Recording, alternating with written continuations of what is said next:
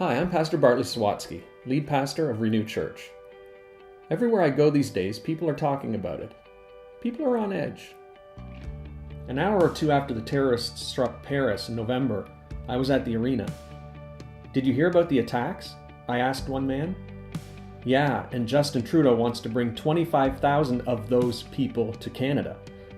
I was a bit taken back. I know this guy, and he's a kind and generous person. He knows the refugees coming to Canada aren't terrorists, but obviously he's got reservations. I forgot to mention that our church is supporting Syrian refugees. In September, the construction of a 12,000 square foot mosque was approved to be built in the heart of Meadowvale.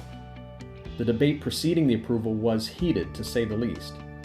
People complained mostly about parking issues, but I doubt that's the only thing people are concerned about.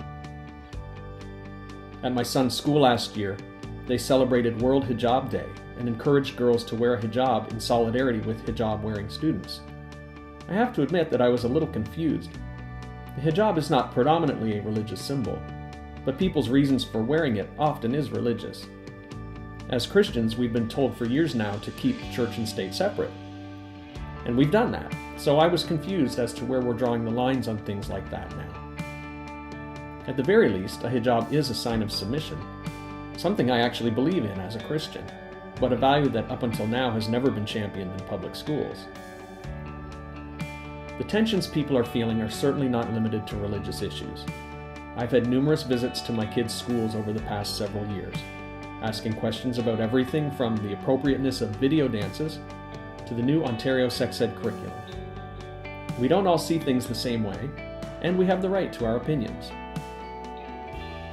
All of these examples highlight the same thing, that when differing cultures and religions and lifestyles converge, there's a certain friction that takes place. Sometimes it's confusing or uncomfortable. Other times it might even feel threatening to the ways that we understand as normal.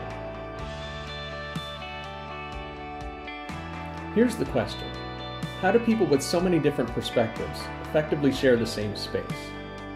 How do we embrace diversity while at the same time holding on to the things that we consider to be right and true? You know, the Bible actually has a lot to say on this subject, and I think you're really going to enjoy our discussion. Come on out and join us on February the 14th for Culture Clash.